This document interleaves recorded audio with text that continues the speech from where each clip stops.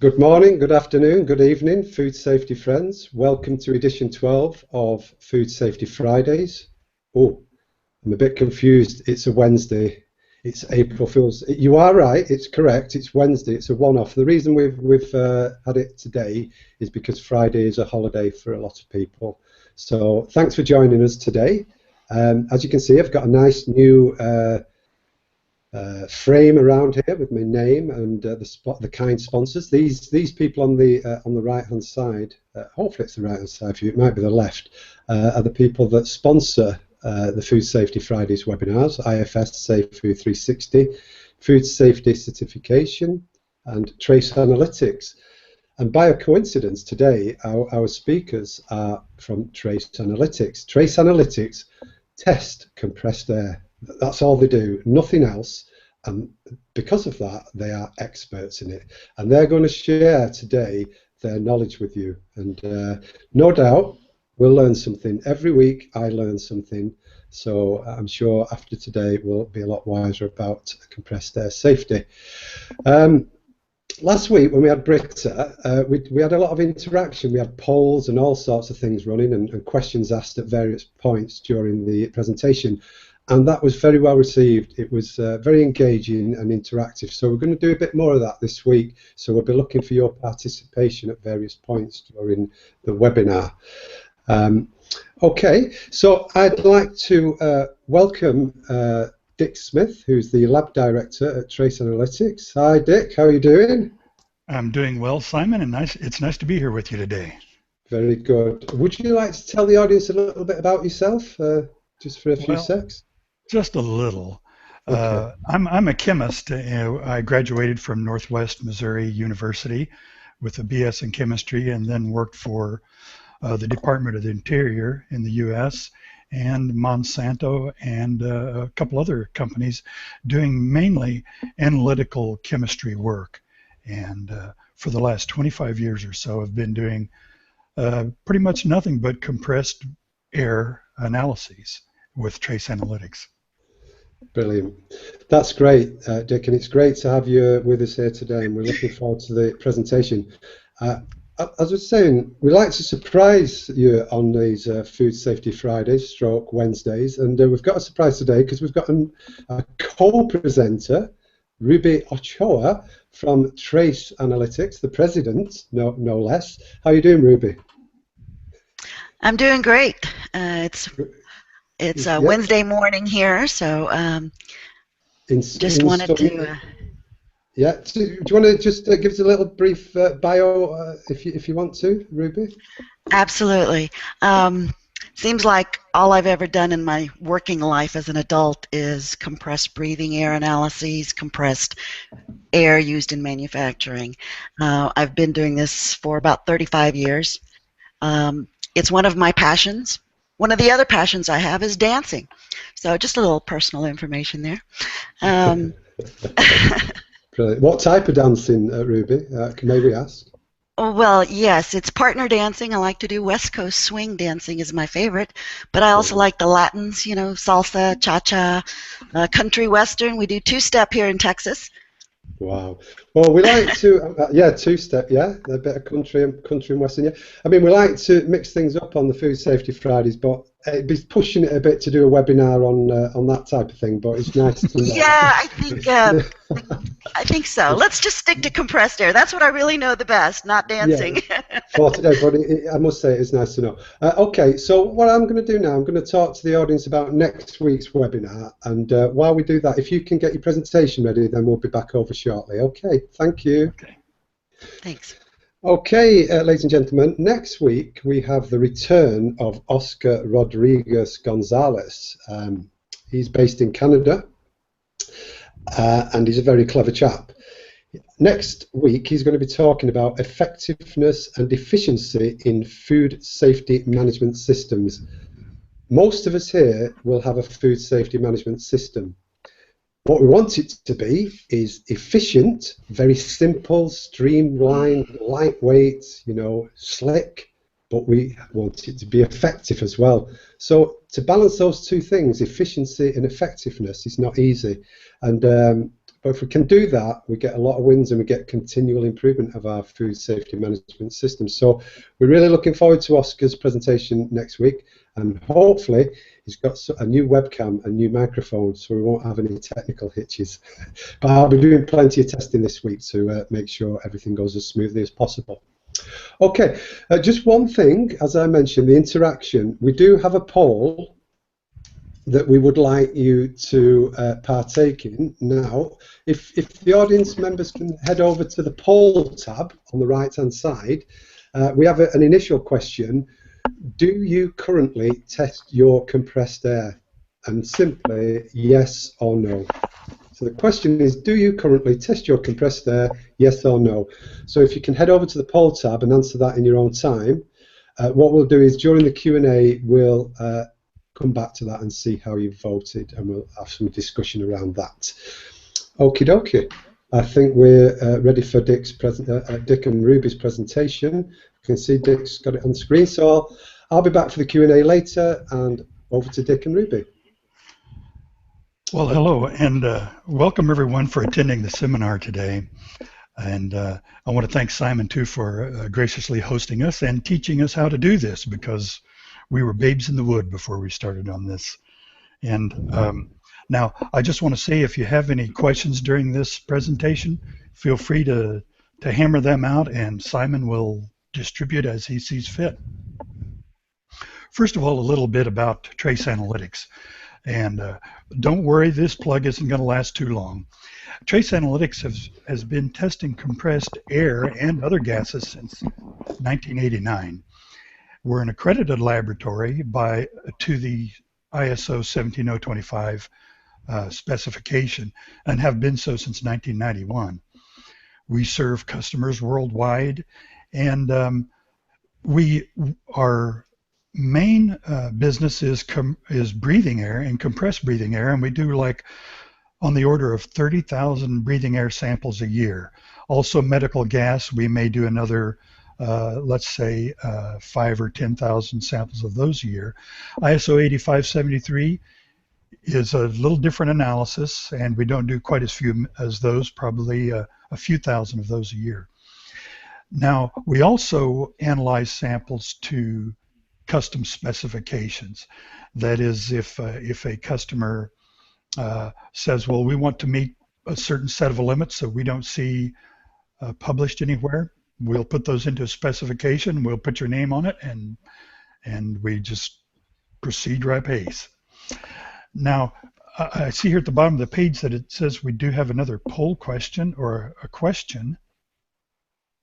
Oh, okay. No. You have another question, or is that the poll that we've just discussed? That's the current poll. Okay.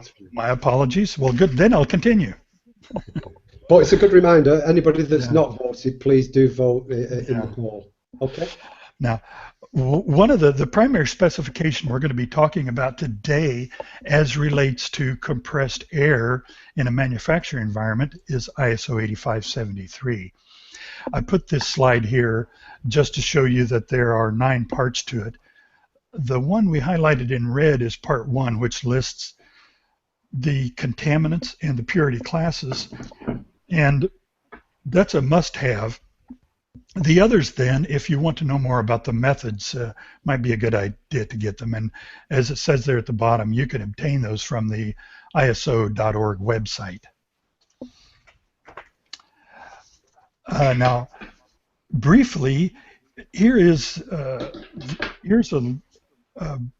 one slide that has the specification limits from ISO. As you can see, along the left-hand side of the slide is a purity class going from 0 to X. I don't know how they got the X in there, but they did.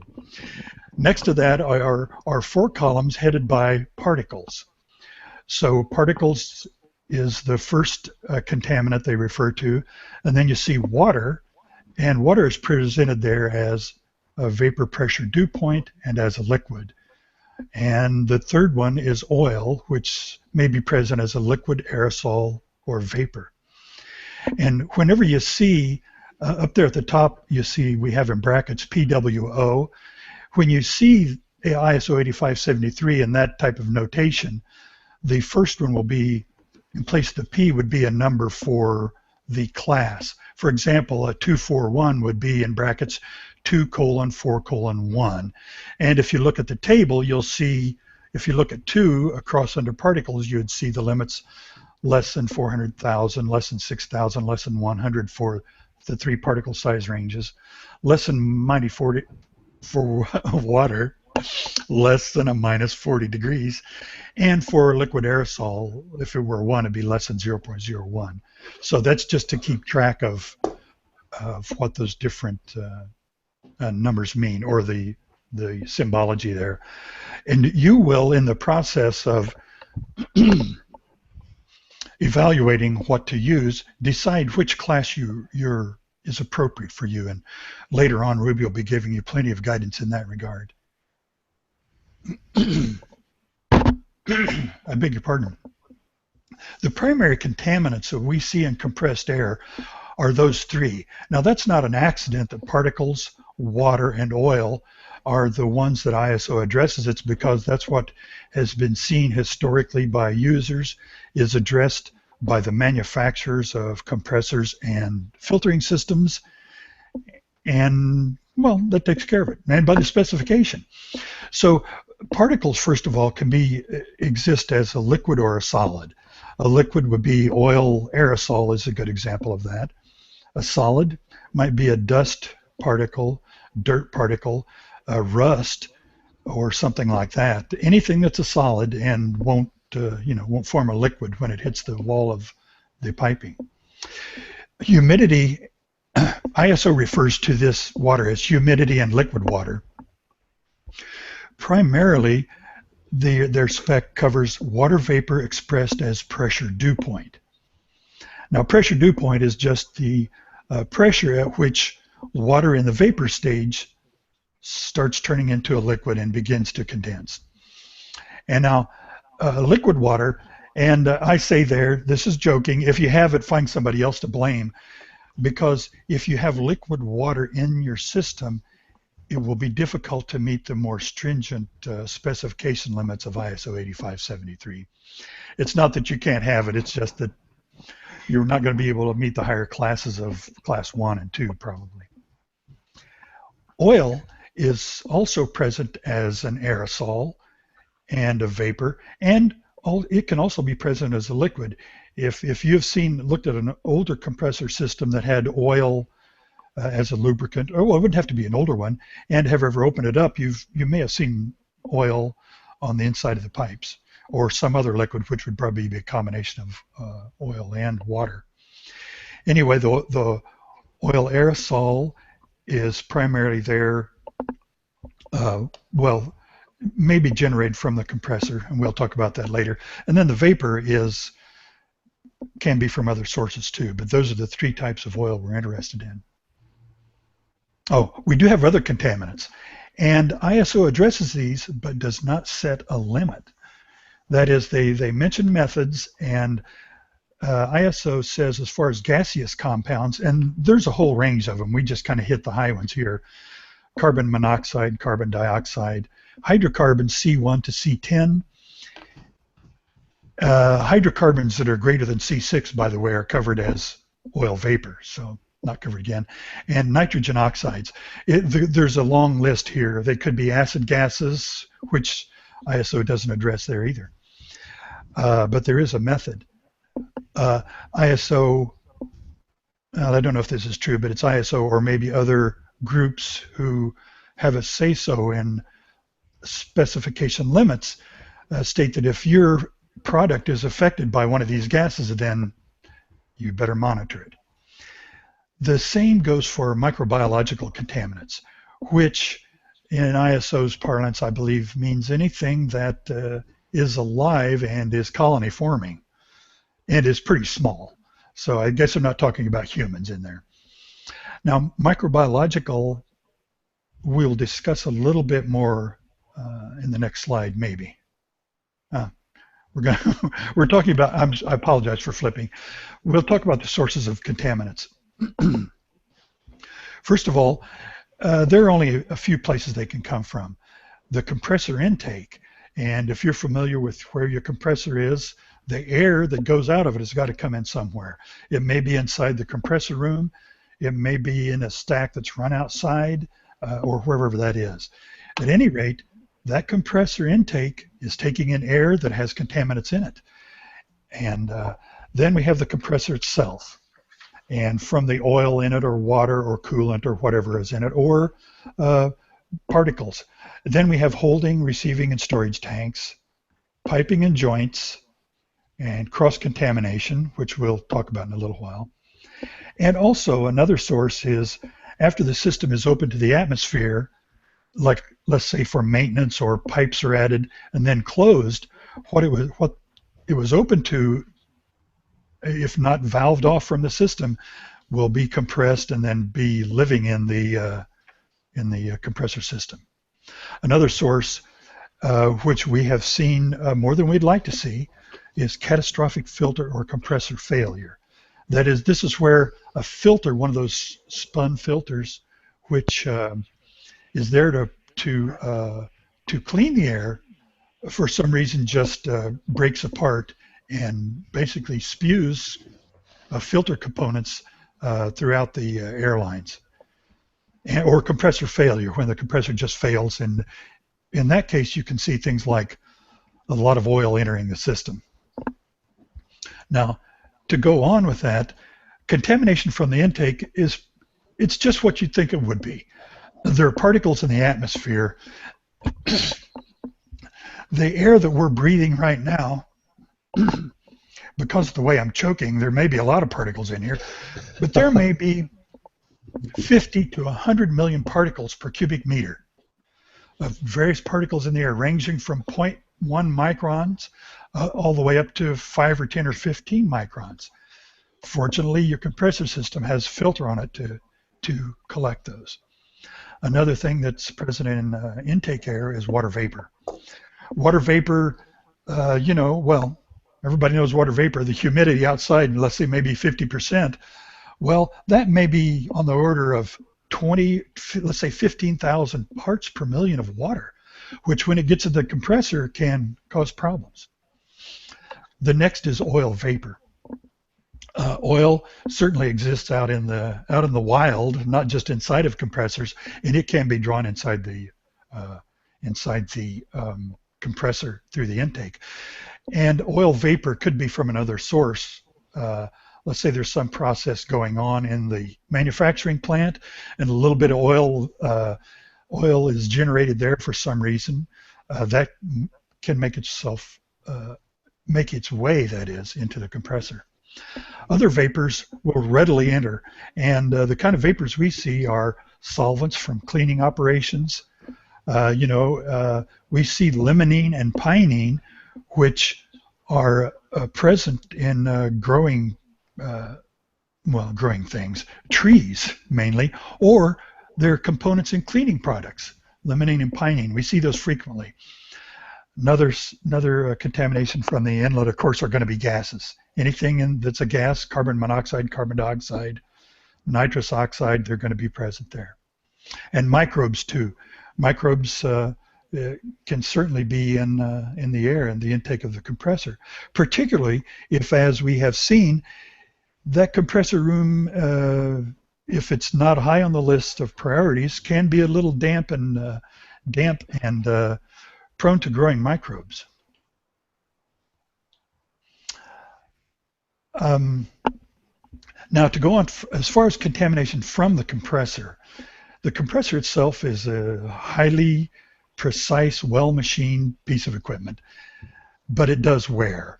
And when it wears, it can release wear components or wear particles from the different components. So metal particles or polymer particles from gaskets and seals. And now dust from the atmosphere that entered the compressor may wind up, if it's not filtered out, being in the oil or being in the compressed breathing air line. Water, again, water can be in with the coolant or the oil in the compressor, and or can just enter directly from the atmosphere. It may not be slowed down. Now, your compressors may have all types of filters desiccants and dryers on them to take care of these issues. Now, oil aerosol can be generated from the oil in the compressor. And depending on how the compressor is operating, if it's operating outside of its recommended flow, recommended flow recommendations, you know what I mean, or if it's heated up, or if something else has happened, you can get more aerosol and vapors and liquids than you would like to see in your air. And again, gases. Now, if the compressor overheats, it can actually generate carbon monoxide from the burning of the oil. And although that's not something that happens all the time, it's certainly a possibility, as well as generating a lot of hydrocarbons.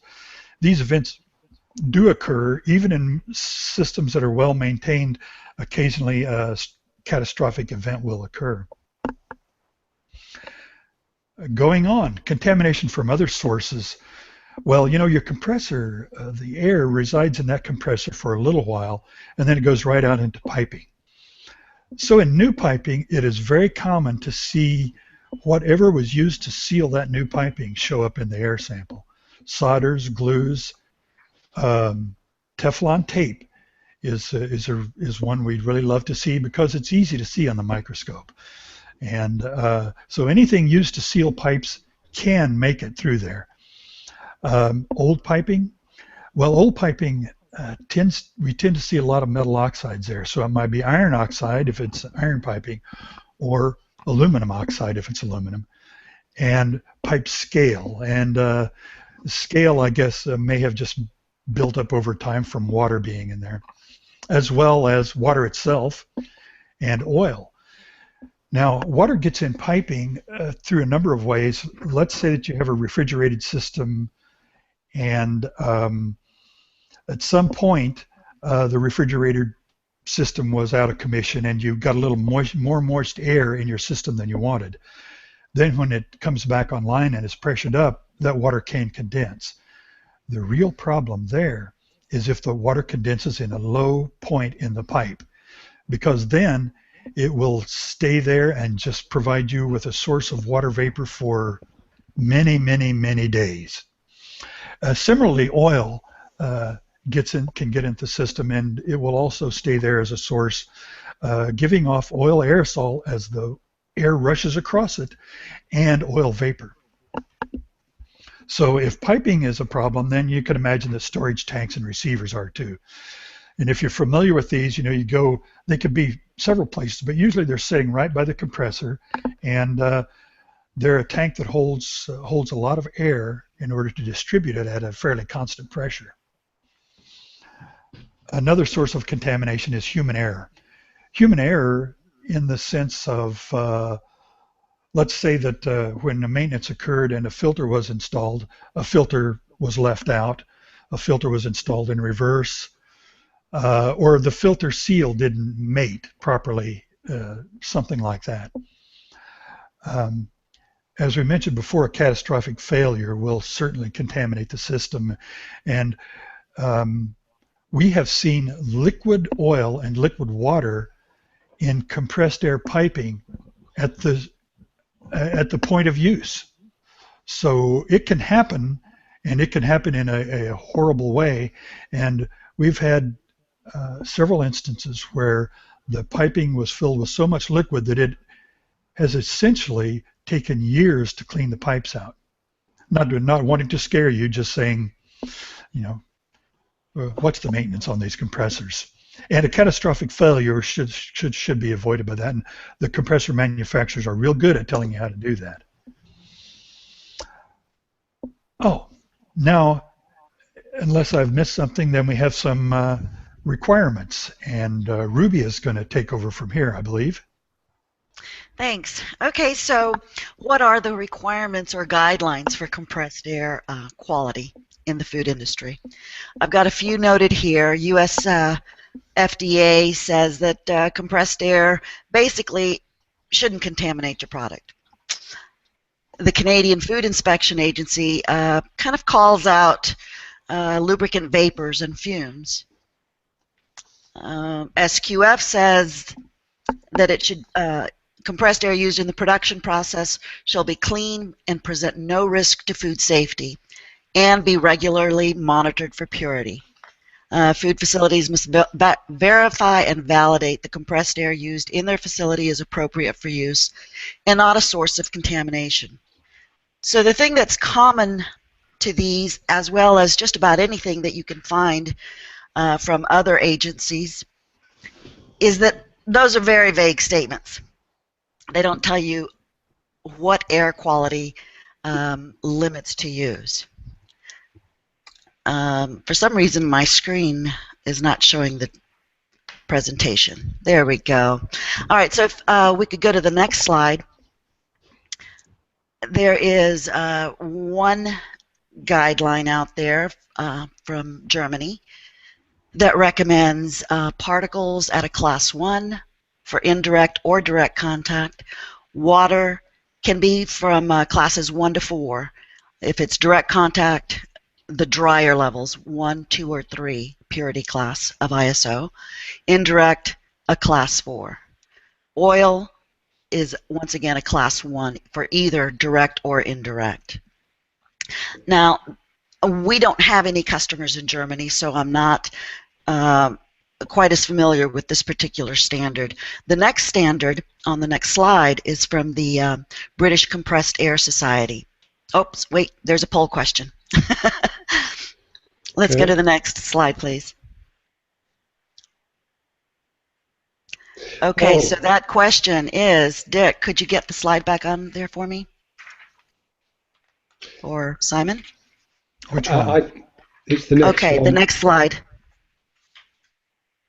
That's it. I don't see it on the screen. Okay, I can read that out. Okay, the question is, does your country, well, we've got attendees today from all over the world, US, UK, Canada, Australia, the wider world. In your country, does your country require compressed air testing in food manufacturing? And so, if so, please share your country and the specification name in the comments. So what does your country say about compressed air testing? Is there a specification? So put your country and whether there is a specification and what that specification is. Just a question from me whilst the audience are doing that. I mean, I'm a complete newbie on this. What is class 1? What's class 2, 3, 4? What are those classes? I have no idea. Yes, we're going to go into that a little bit more in detail. Okay. Those classes are ISO 8573.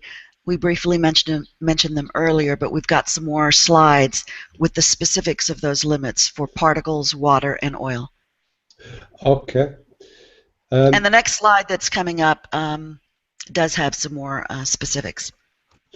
Okay, attendees, are you there? Well, NASA has put no, but could you put your country as well, just so that we're clear? So, if you could just type in your country and either no or what that specification is, if there is a specification for your country and your industry. John said USA, albeit vague for SQF, so obviously he's working to SQF certification. But it is quite vague. It doesn't go into specifics on levels, etc. It just says that it's got to be fit for purpose, basically. Joyce has said USA, yes, but what that is, I don't know. Kirsty, USA and SQF. USA FDA specs, and we are SQF certified. UK British Air, USA ISO 8573. Peru, no specs. Canada, we test for BRC. British Retail Consortium. Okay, United Arab Emirates, maybe that is, but nothing.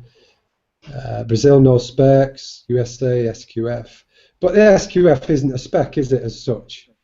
No. No, it's just a statement. USA, FDA, and SQF. SQF, it's requested through the certification. A lot of SQF. USA 0.01 microfilter for direct contact. And Greg said that, but I don't know the basis of that. Oh, here's one actually. Sandy. In South Africa, our major retailers have guidelines that require air to be tested for molds and yeast, and their parameters are 35 CFU. I'm not sure whether that's compressed air or actual the environmental air. Argentina, no. Saudi Arabia, no.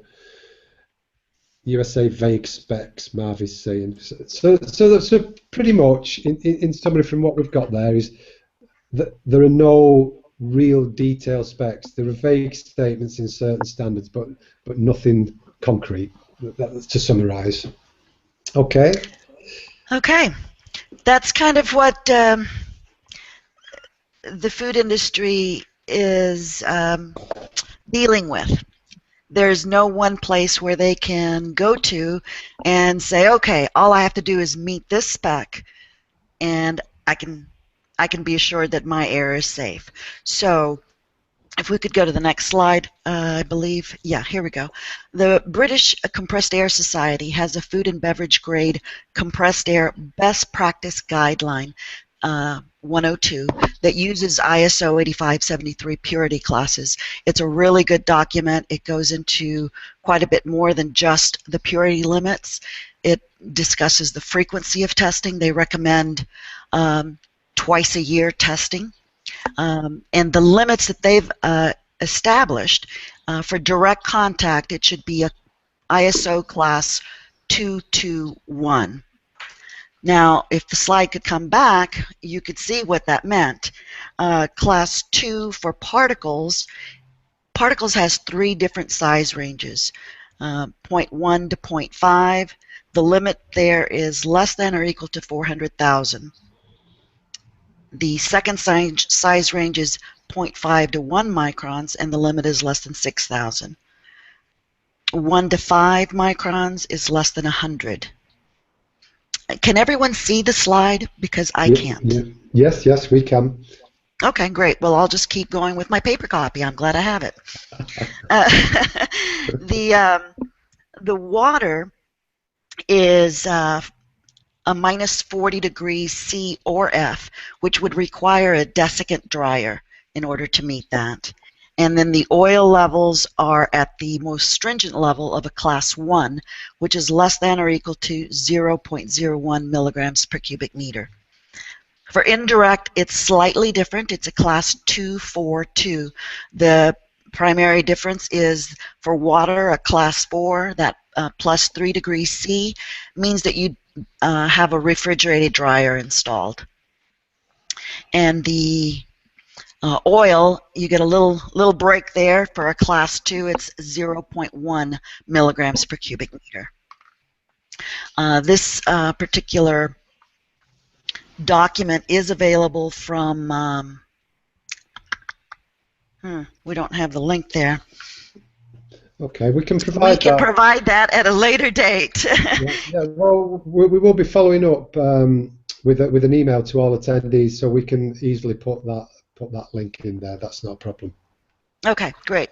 So the next slide shows you all of the purity classes for ISO 8573. I think Dick briefly went through these earlier, but as you can see, the beauty of ISO 8573 is that you can customize it to your specific needs for your manufacturing operations.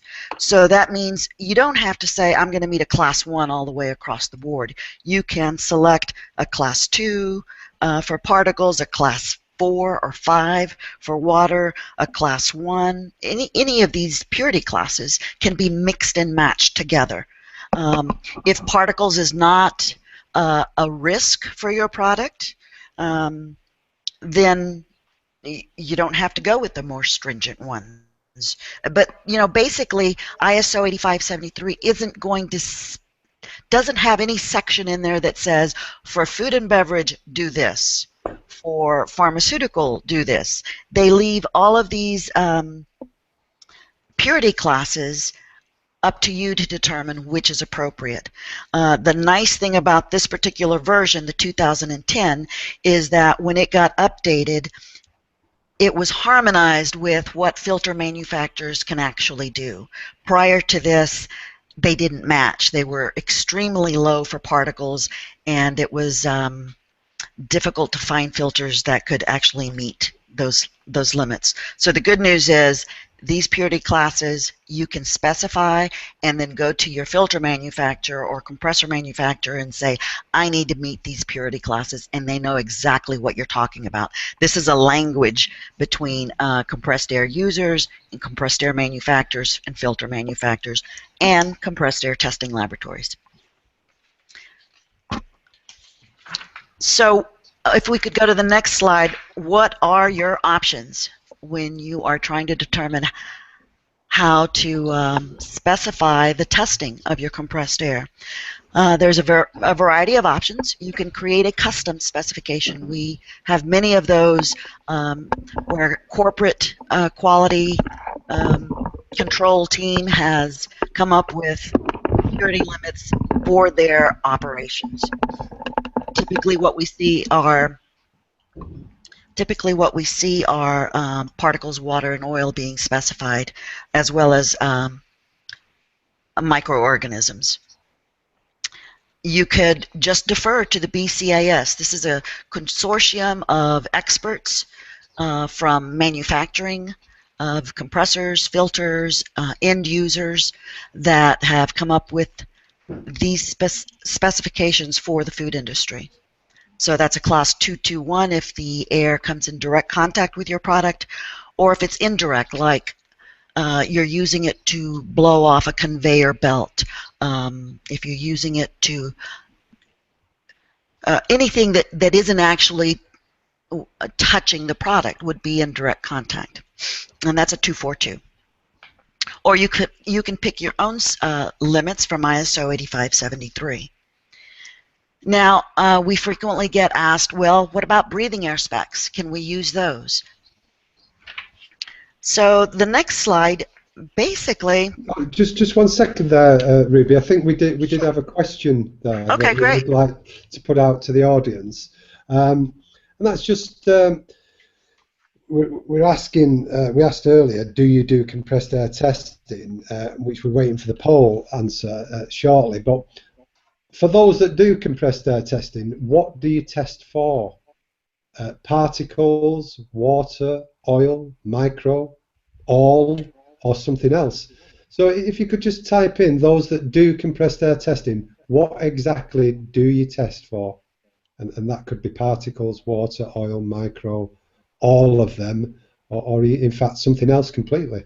So please type that in while Ruby carries on, and then we'll come back to that. I'll pick those comments up shortly. Okay, Ruby. Thank you. Okay, so about breathing air specs, they're not appropriate. Breathing air specs are designed for divers, firefighters, airline respirator users. The limits are significantly different from those used for manufacturing. And I think Dick can jump in here and talk a little bit more about breathing air specs. Dick just needs to unmute his microphone. I did mute it before. While he's doing that, I'll just read out what some of the members have been typing in. John, particles, oil and water. Kevin has said yeasts and molds. Andrea, TPC micro. Jim, visible contaminants micro. Sue, some customers require MERV 11. I don't know what that is. Do you know what MERV 11 is? Has anybody heard of MERV 11? No? Did you say nerve? MERV with an M for mother. MERV 11. We can clarify that later. Yeast and mold vapor, micro, oil, water, mold spores, pesticides, oil, microbes. This is for a wine cellar, so anything that is not clean air. Joy, micro, E. coli, coliform, yeast and mold. All of them, micro yeast, indirect, micro, oil, water, oil particles, water particles. So range, not all the same. quite different, but not many outside of the ones that you stated. Somebody's asked a question actually. If you blow empty packaging from the inside, do you consider that direct contact? So if let's say some food packaging that's going to touch the food, if you're blowing that out, let's say some sort of food packaging container, would that be classed as indirect or direct? I suppose anything that's going to touch the food, if that's a work surface or a packaging, or I would say that's indirect. It's not actually being used on the product. It's being used on something that's going to touch the product. So that would be indirect, I would think. Although some customers, sorry Ruby, some customers, it would be an argument amongst an auditor or with a customer potentially that they might not be happy with that because food packaging has often got to be as clean or kept as sterile almost as food. So that you'd have to check with your customer or your auditor, but to be on the safe side, you'd probably go direct if you can. Well, it's interesting because in doing some research, and that one standard that I put up a slide for the VDMA from Germany, that came from an article that Dick and I read, where this was back in the 90s, I believe. The reason that standard came about was because oil was detected on sausages, and they determined that it came from the compressed air that was used to blow to package the sausage. There was no oil in the sausage, but the packaging had an oil coating, which over time transferred into the sausage. It was tested, it was found, and it created a big upheaval in the industry back in the 90s. Okay. A lot of people have typed in, thanks for that, Ruby. A lot of people have typed in saying that scenario would be direct. Okay. Somebody also has typed in, a couple of people, MERV 11 is particle efficiency rating as in HEPA ratings. Okay. So that would be testing on the actual filter. Okay. Yeah, Chris, it depends on what you consider the product zone. The food contact surface of containers are the product zone, i.e. it's direct contact. So that's a very official answer from Chris there. Thanks very much. Dick, you need to unmute your microphone, and you can do that at the top of the webinar window.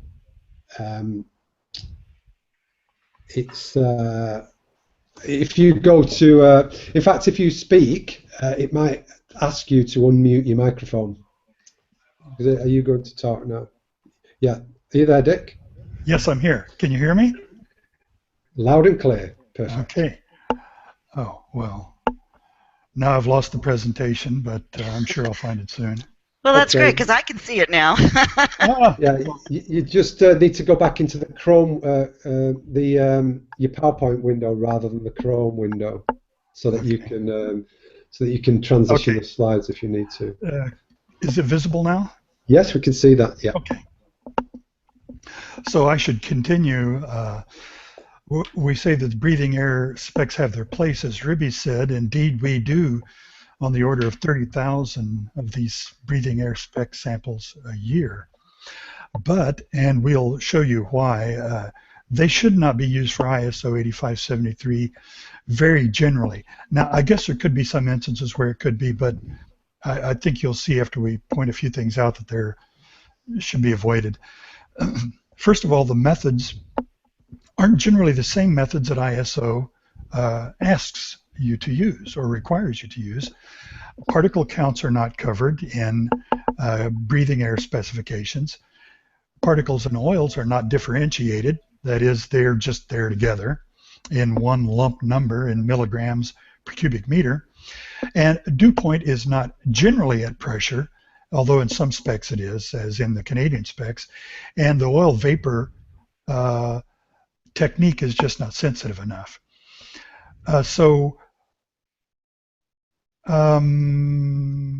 Well, what we have here is kind of a side-by-side of ISO 8573, which is blue on the right side for class 1, 2, and 3. And the breathing air specs, we just happen to have picked CGA, the Compressed Gas Association, or that's grade D and E, which are very commonly used in the U.S. and it's throughout parts of the world anyway. NFPA 1989 is a specification for breathing air for firefighters. At any rate, you can see that if you look down under ISO 8573 and you see the particles, there are limits for the particles. Under the breathing air specs, there are no limits. Now water is a little different. We have pressure dew point under ISO. Under the breathing air specs, they're dew point at atmospheric pressure. Now those can be converted, but they're not a direct comparison. The other thing is condensed oil. That's called aerosol and vapor together, or aerosol and vapor together are down at the very bottom under the right. Breathing air specs may refer to oil condensed, but it has no vapor component. Now, and you can see the specs are wildly different. For example, a class 1 for ISO 8573 is less than 0.01 milligrams per cubic meter. For CGA grade E, it's 5 milligrams per cubic meter. So that's what is that? I don't know. That's quite a orders of magnitude, at any rate, a difference there. Now, the oil. Oh, I don't see the oil vapor there, so I'll continue on to the next slide. So if there's any questions about this, just chime in. But basically, the two don't match up at all. Now, what I did was to imagine this right here is like an example report. What a report would look like if in the top 3 sections there that say particles, water, and oil over on the left, that is ISO 8573.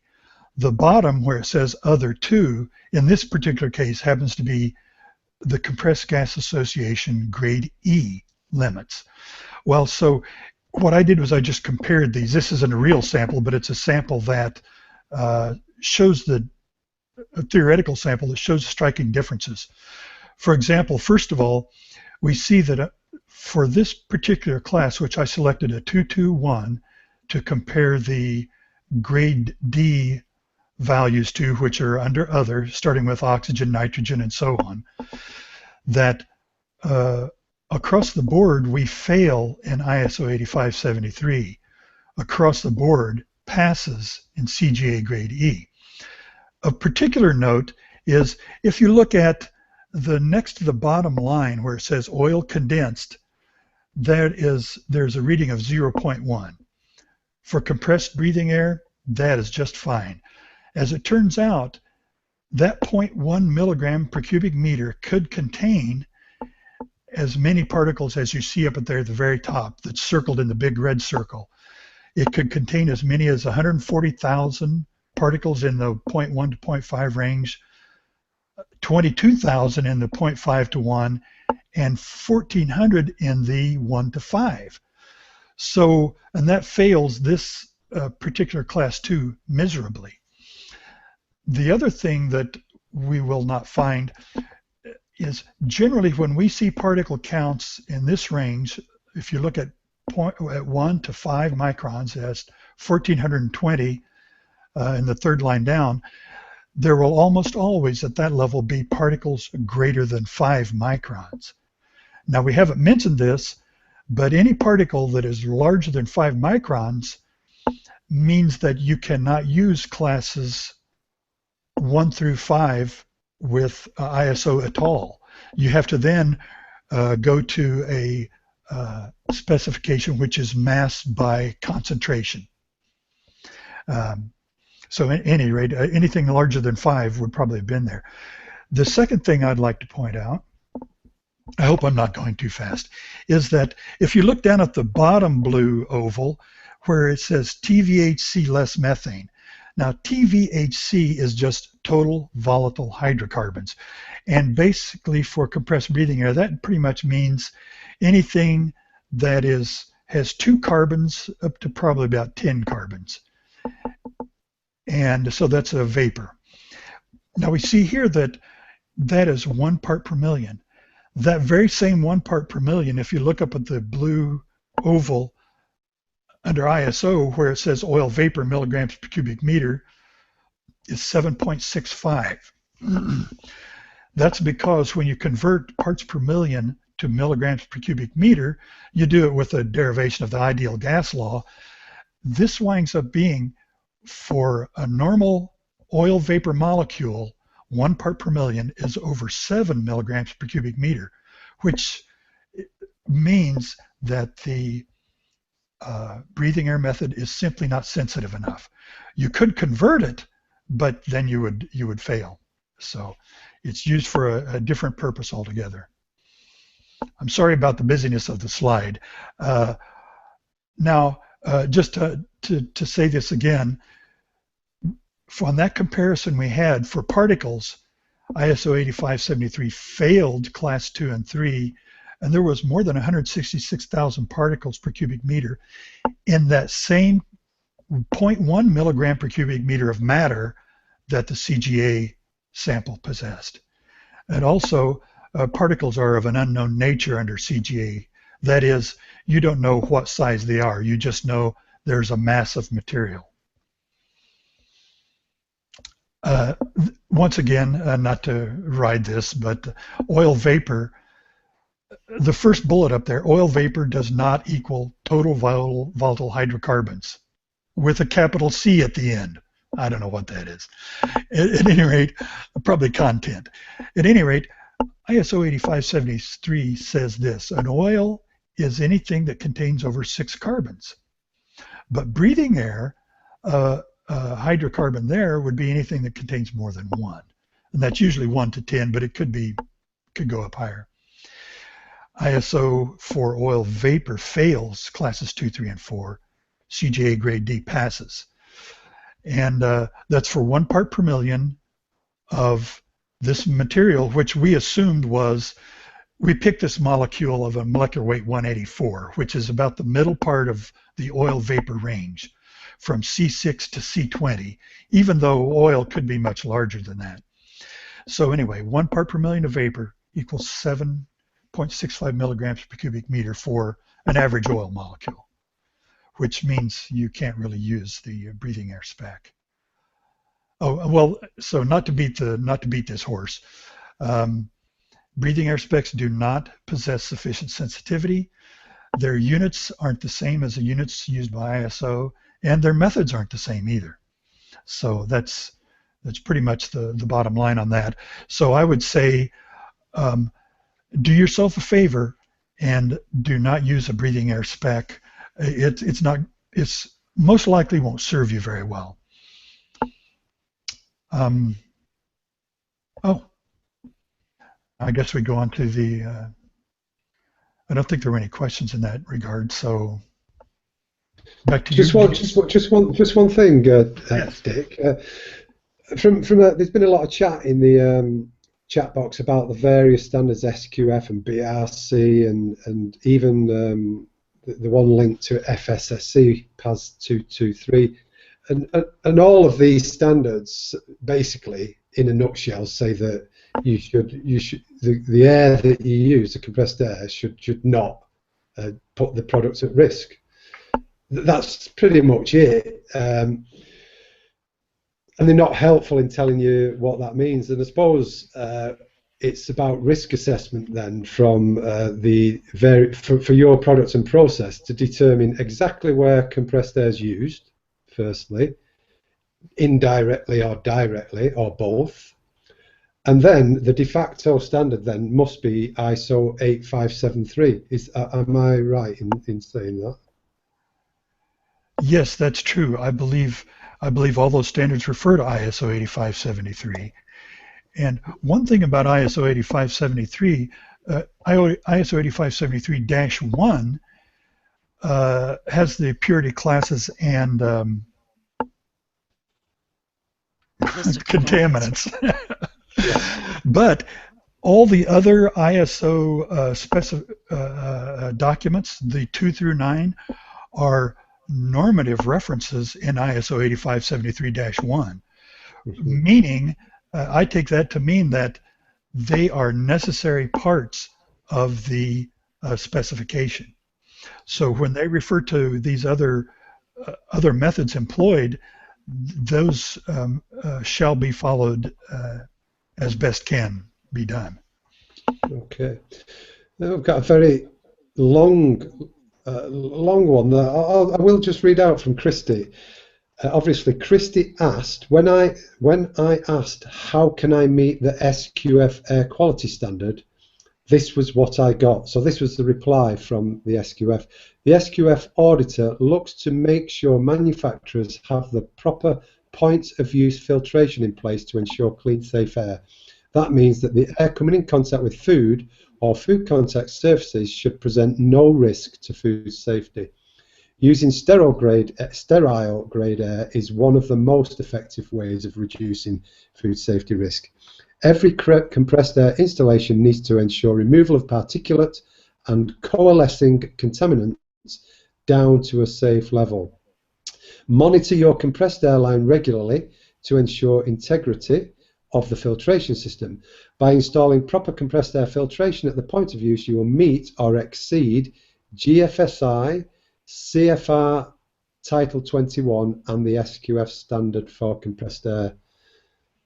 So that is a very useful answer that Christy received from telling her point for point what she needs to do.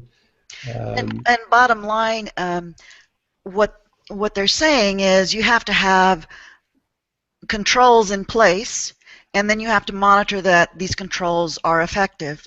As of yet, SQF has not said it needs to meet a specific purity level, or they have not cited an air quality specification.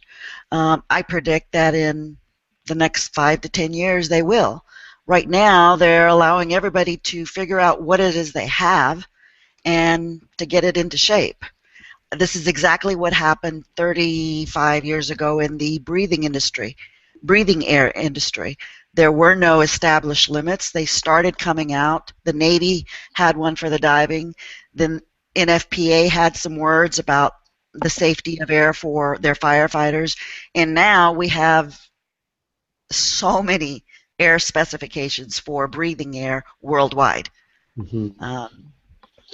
So we're in the education phase at this point, I think. Yeah, but I think I've learned something, that air, compressed air that meets breathing air standards, that is nowhere near suitable for food safety. Am I right? Have I learned something? Yeah, isn't that interesting that air that you can breathe and put into your body could be so very different than the air quality that is good for a food product? Exactly, very strange actually, because they're both going in your products, in your body. Yeah. Okay, there is a question here. This slide, what's that telling us there, Ruby? Can you see the slide? Oh yes. Basically, we did a small internal poll for our food clients, and 88% of them said that they were testing because of either SQF or BRC requirements. The other 11% said that they had internal SOPs or corporate policies stating that they had to test the quality of their compressed air. Well, let's just test that with a straw poll here. That of the members who do test, what was the driver for you testing your compressed air or gas? Is it self? Just type self, and if it's just driven by, you've always done it, or you could put BRC or SQF or customer. So just those that do testing, just type in self, BRC, SQF, customer, whatever the main driver is for you testing your compressed air and monitoring, etc.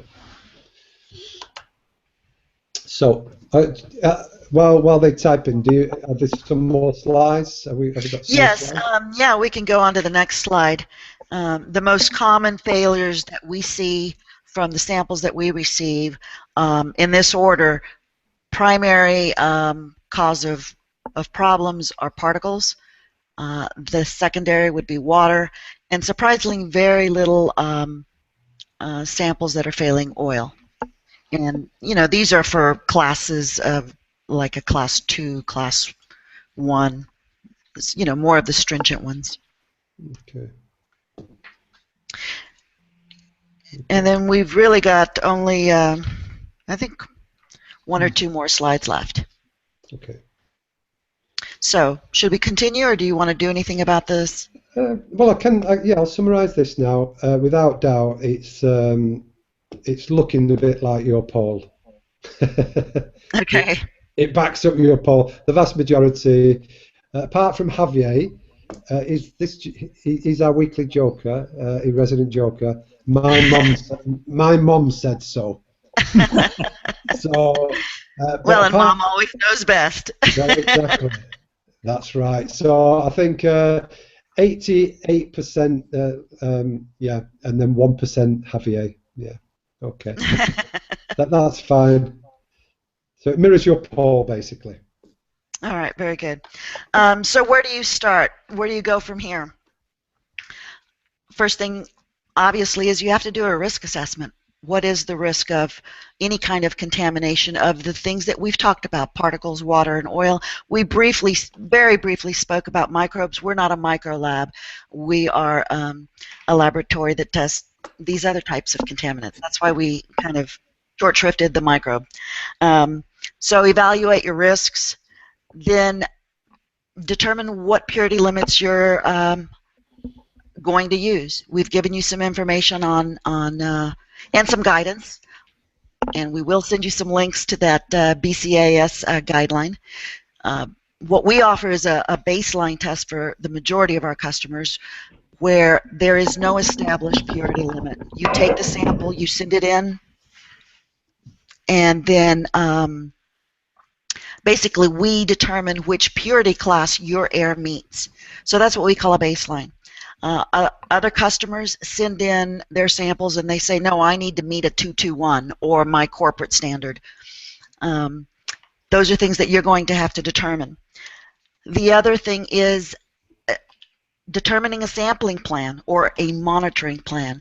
SQF talks about establishing a monitoring plan. There's the one viewpoint, and that is take one sample once a year and get the check mark on the audit. So that's one approach. That doesn't give you much data, doesn't tell you really what's going on with your air system throughout the year. There are a variety of sampling plans, some that use a percentage of the points of use in your facility, whether it be 10%, 25%, whatever is comfortable for you, to make the assumption that if that percentage is okay, then the rest of my facility is okay.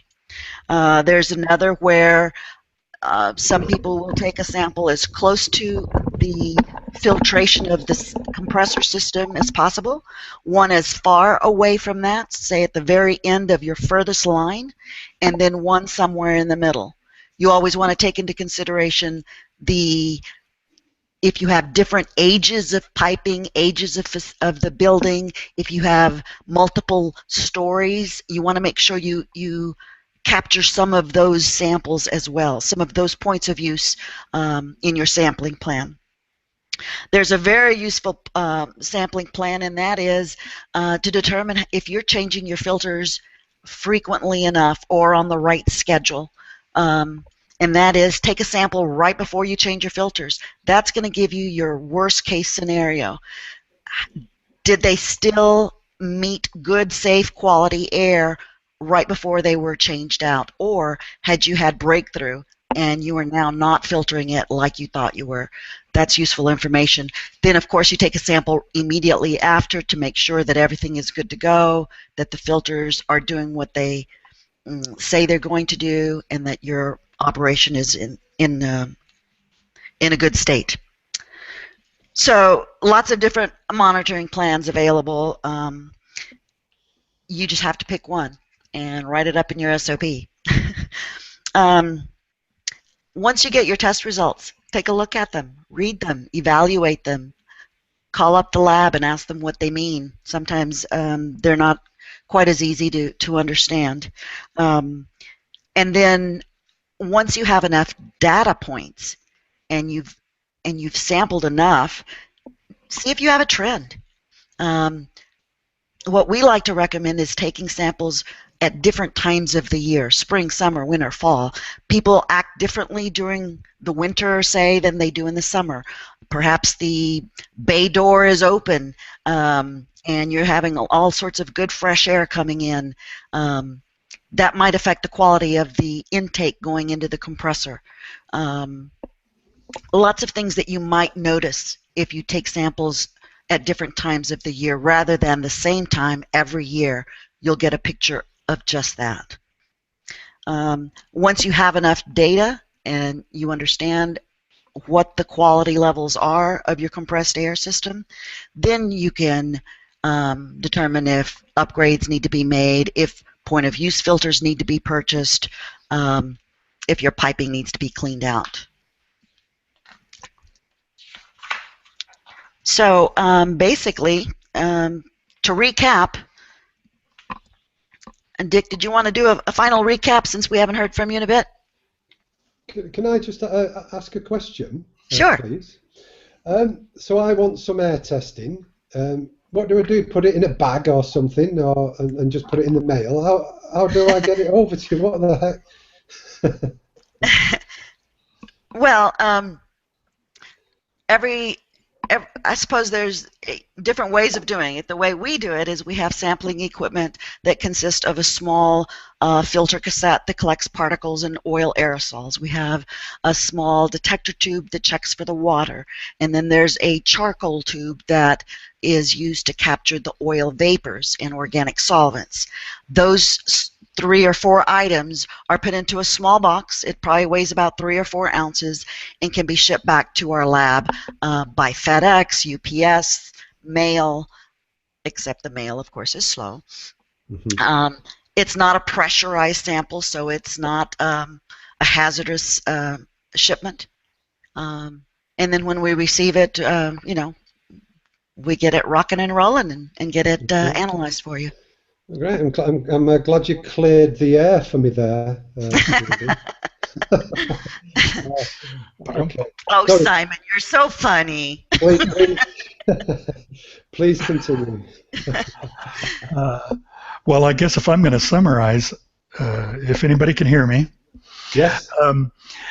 But basically, I'm going to read this slide. So, you know, Ruby had just said, determine your food safety risk. That's something that we really can't tell you about, except, you know, there's guidance out there. But if your product is contaminated by particles, water, oil, or microbes, how would that affect your product quality? And that's a big question, isn't it? And it's one that's going to take a lot of work to answer. And quality means choosing the appropriate specification, and it looks like ISO 8573 is just about the primary one to use. Now, we have people who take that specification and may make it their own a little bit by adding a few things to it. For example, we have some customers who want to know, well, how many particles are between 20 and 40 microns, for example, or something like that. But at any rate, the level of risk to your product is what's going to drive your appropriate purity classes.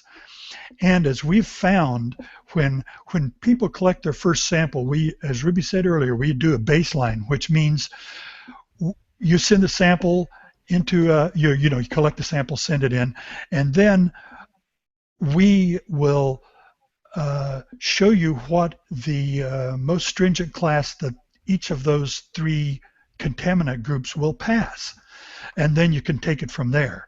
So that may mean, well, that's just fine, or you may have to refine things.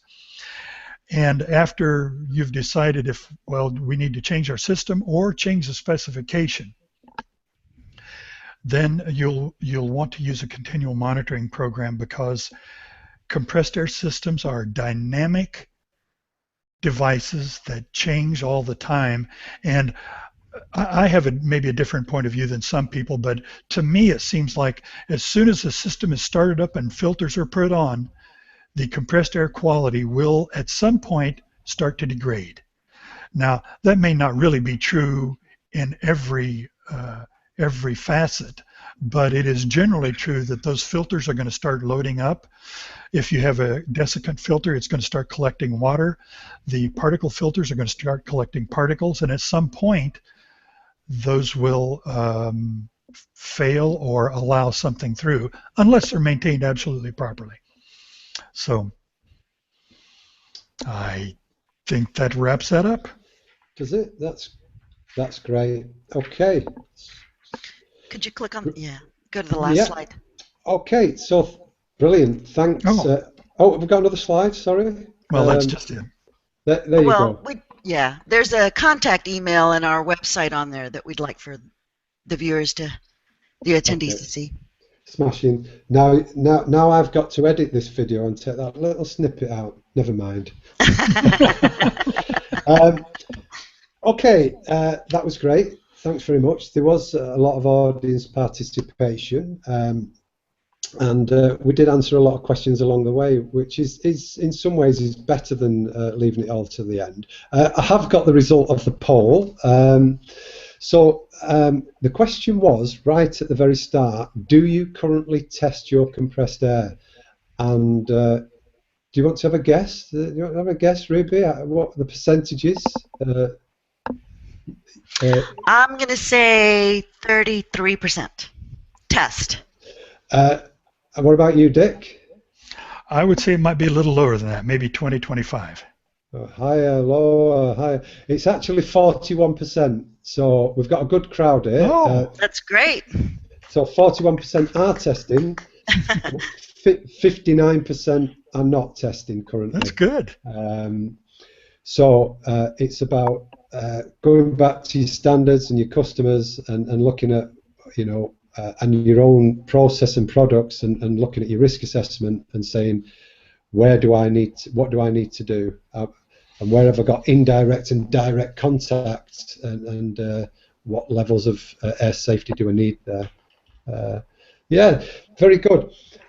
What I will do is, because we've overrun by about 15 minutes actually, we can perhaps take one or two questions, but we will have to wrap up because it's attendees have got other commitments. John is asking, is it true that microbiological concerns are not present with ultra-dry compressed air? Ultra-dry compressed air. Do you want to take that, Ruby? Or? Yes, typically if you can assure that the dryness is at about a minus 40 degrees, sometimes I've seen minus 30 degrees C, then the microbes will not grow in the compressed air. However, once that compressed air is used and put onto a product, it is now in atmospheric conditions. What didn't grow in super dry air may now grow in ambient conditions. Okay, thank you. Colleen's asking, you can stop sharing your screen now, Dick, so that you're on the webcam. Colleen's asking, what carrying compressed air in big tanks on trucks, should one have a testing program for that if you're carrying compressed air on trucks? Well, absolutely, because for one thing, what is the condition inside of the tank on this truck? I'm assuming that more than likely this air was purchased, so it was synthetically produced and not produced by a compressor. If that is the case, then whoever you bought the air from should be able to give you a certificate of analysis. but then once you have it in the tank, you have to transfer it into how you're going to use it. That connection should be tested as well, just to make sure that it's all working correctly. Yeah. Okay. Paul Kumar is asking, since most food companies are not equipped with suitable air testing facilities, is it advisable to subcontract this to external analytical laboratories? Well, that's a tough one. Go on, yes, go on then. Yes.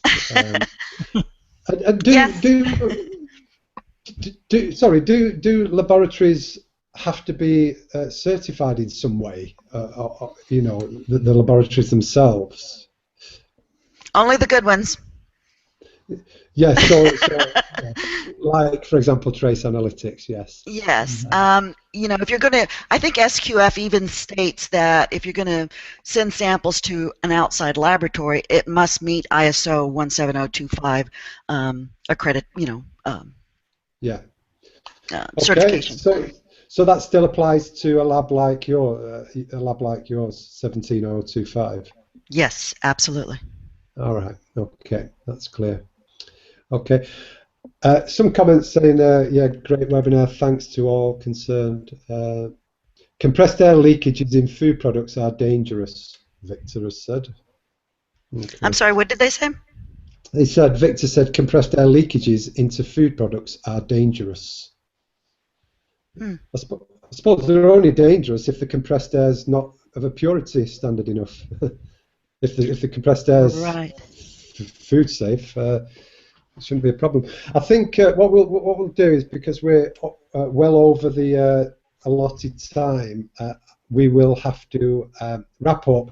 I will copy all the comments, and what I'll do is I'll mail them to you, and we'll compile them, and we'll put them on the IFSQM website, as well as with the links that we promised as well, and everything will be emailed to the attendees. So I just want to say, before I do my conclusions, I just want to say thanks to you very much, Dick, for being with us today. Every week we learn something new, and I've learned something about a complex subject, but I understand it now to a certain degree. So thank you. Thank you for having us, Simon. We appreciate the opportunity. Yeah, that's great. I'll speak to you soon. And Ruby, thank you for your input as well today. Nice to have you here.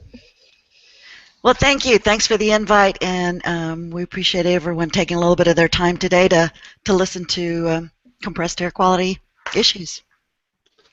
Thanks very much, Ruby. Okay, I'll see you both very soon. Okay, so thank you. And just a couple of things. The certificate for this week, if you go to the Pop-ins tab, I'm now displaying that certificate, so you should be able to go and visit the page and download your certificate for today's webinar. If you can't download that directly, we will follow up today with an email to all registered attendees, and you'll get a recording of this webinar, you'll get a copy of the slides, and you'll get a certificate. So a whole bundle free of charge, thanks to our sponsors. All I can say is thanks again for attending. Next week we've got Oscar Rodriguez-Gonzalez, Effectiveness and Efficiency in Food Safety Management Systems next week. That's a great topic. We all want to improve our food safety management systems, so he'll be giving us some tips on that. So apart from that, it's I usually say have a happy Friday, have a nice weekend, but can't say that today. I can certainly say enjoy the rest of your Wednesday, April Fool's Day, and have a lovely day. Cheers. Bye. Bye. Bye.